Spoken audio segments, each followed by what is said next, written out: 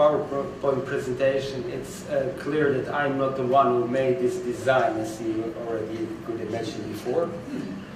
Also, part of my duties that are listed there as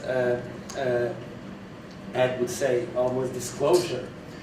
You would ask yourself, well, is this man capable of doing any research?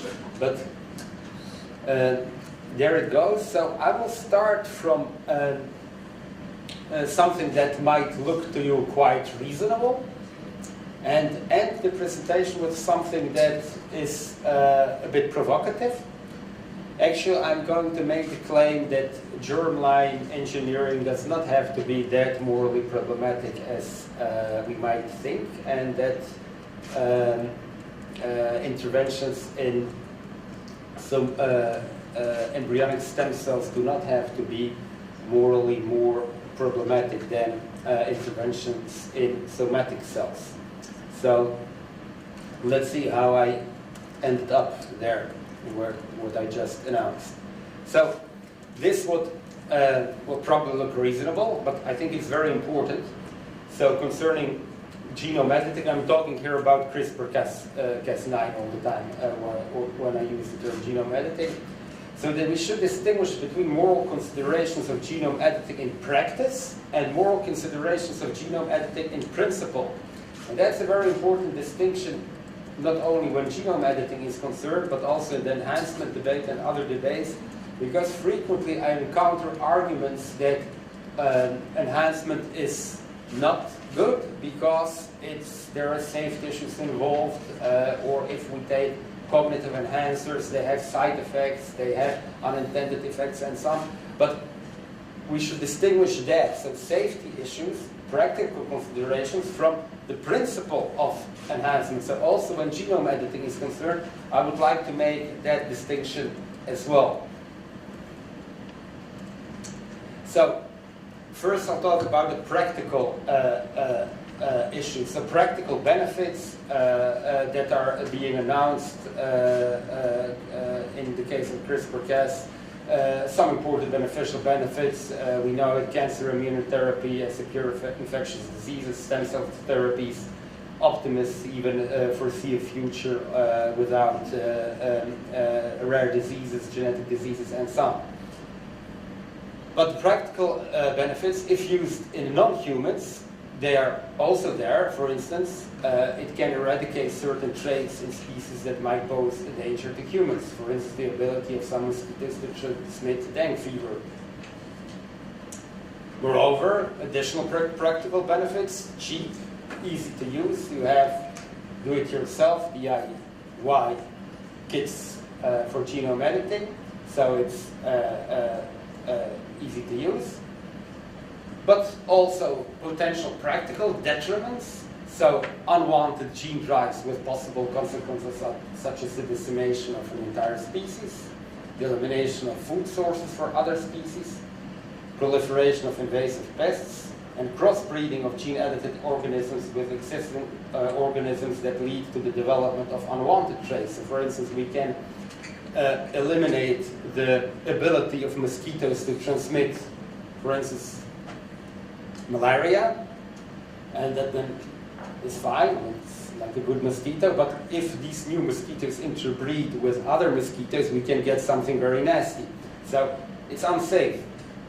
It can be unsafe. And all this with significant risks for the environment. And then, of course, the potential for malicious use of genome editing, so bioterrorism, for instance, the very fact that the gene editing is cheap and that you have these do-it-yourself kits and so on, opens up opportunities for groups that wish to use it for nefarious purposes, bioterrorists. So, in order to strike a proper balance between the potential practical benefits and dangers of genome editing, it's necessary to make sure which type of genome editing we deal with in every specific case, as well as what consequences of our intervention are likely to be. So, if we have two options, so somatic cells and embryonic stem cells, and therapy and enhancement, we can have four different opportunities. So, to target somatic cells for therapy, to target somatic cells for enhancement, to target embryonic cells in order to transmit or not to transmit certain pathologies, or to target embryonic stem cells in order to transmit certain traits for the purpose of enhancement. So we need to make sure which of these four possibilities we are dealing with. Moreover, it's important to know which species do we gene edit, which diseases do we cure, which traits do we enhance, which consequences can our interventions have for the environment, and do we have proper mechanisms in place to avoid these technologies coming in the wrong hands. So all kinds of issues, and in order to make the practical benefits of genome editing as likely as possible to outweigh its practical harms, there is a necessity to develop an ethical framework on the basis of these questions, the ones here and the ones here, as well as a proper regulation at the global level, preferably. Otherwise, genome editing might become detrimental to humanity and the ecosystem. Or conversely, public mistrust can become a hindrance to scientific progress and the beneficial uses of gene editing. So, it looks from all this that much of the discussion of the detrimental effects of genome editing tends to focus on safety issues. So the practical issues deal very much with safety, as it appears, not only, but a lot of it does deal with it. So safety, very important. But there is more to safety than only the dangers of genome editing. So, for instance, if we make a parallel with mitochondrial replacement therapies, we can say, for instance, reason in this direction. So, if we do not eliminate undesirable trait that can be transmitted to future generations, couples who do not undergo MRT, for instance, might still decide to procreate and then get unhealthy children. So, overcautious approach might also be detrimental to safety because we do not eliminate the transmission of a trait that is unwanted, and couples still decide to procreate and have, for instance, a 20 or 40% chance to have children with that with that disease. So the possible result, children with diseases rather than healthy children. Hence, genome editing, MRT, and other types of genetic engineering aimed at enhancement might in certain contexts be rather a moral imperative than a morally controversial practice. So I'm going there more into the provocative part of my talk, but the point is that there is more to the ethical relevance of genome editing. So there is more to safety than only the dangers of connected with certain practices, including genome editing. One of them I mentioned. So there is also more to the ethical relevance of genome editing than practical considerations. So we can go beyond the issue, and that's what we're going to do now, beyond the issue of safety of genome editing. So sometimes we hear that a practice, and that doesn't exclude genome editing, is detrimental to our human dignity. And then in that context the argument of identity can be raised. So that's an essential argument addressing genome editing in principle, which says that genome editing that targets embryonic stem cells is controversial. But my claim is that genome editing that targets embryonic stem cells is not necessarily controversial from the point of view of individual identity. For instance, before a certain day of gestation, I'll call it day X, it's the 15th day, as as far as I know. So interventions in an embryo can, for example, create more embryos. But after that, similar interventions in the cells of the embryo create severe humans.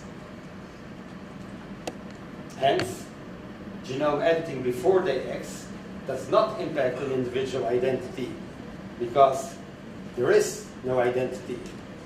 Whereas after a certain day, if interventions in the embryo create that particular one, that particular organism, but without a lung or without arms and so on, that is already an organism with a certain identity. So the question arises then, if the issue of individual identity in the case of interventions in embryonic stem cells is not controversial, so what kind of identity can then be in question here? A collective identity? A collective identity of the human species? And do we have to feel a collective identity even as a human species? If we say that for a collective identity for a certain nation, it's important to have national holidays, that all people respect them, that all Americans celebrate Independence Day, that all Portuguese celebrate the Sebastian myth, Israelis Masada, and so on and so on and so on. The Texans should wear a hat because that's important for national identity, so all should do that. Then we are, if we apply the same criteria to the human species in general, we are actually doing the same. So people might say, I have nothing against an improved human species. So germline interventions that lead, provided that they are, of course, safe and so on, and we're very far from that. I'm not an enthusiast in that respect, but provided that they are safe, there is probably not so much morally controversial in genome editing at this stage of embryonic stem cells from the point of view of either collective identity or individual identity, and consequently the argument of human dignity as defined in this way might not be that strong. So consequently, genome editing targeted embryonic stem cells, if safe and effective, that's what I said, is not necessarily morally more controversial than genome editing targeted somatic cells. How much time do you guys have? No time at all. So if we do not address merely practical issues in genome editing, but also look at genome editing in principle, there is nothing necessarily morally more controversial in genome editing targeting embryonic stem cells than in genome editing targeting somatic cells. So an essential argument, that's what is said, I will not repeat it because there is not much time left or no time left at all. So genome editing for future generations, the role of safety is complex, as I pointed out, and the argument of identity and human dignity does not affect moral justifiability of genome editing in principle. And the question then is, and we might discuss that if it's interesting enough, so if the arguments of identity and of playing God are not persuasive, which issues are the ones that remain morally controversial in genome editing in principle? So that was the question actually I wanted to put forward to you, and I would be happy to hear back from you and develop my idea possibly in this or another direction. Thank you very much.